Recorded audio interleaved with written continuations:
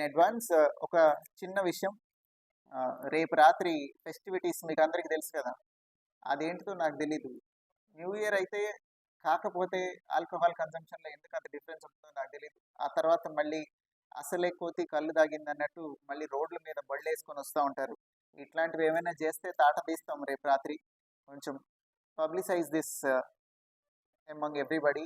Drunk and behaviour, తాగేసి రేపు రాత్రి రోడ్ల మీద తిరగడాలు, సైలెన్సర్లు తీసేసి బైకులు తోలటాలు, రోడ్ల మీదకి వచ్చి కేకులు కట్ చేసుకోవడాలు, ఇట్లాంటివి ఏమి చేసినా కానీ we will be very very strict.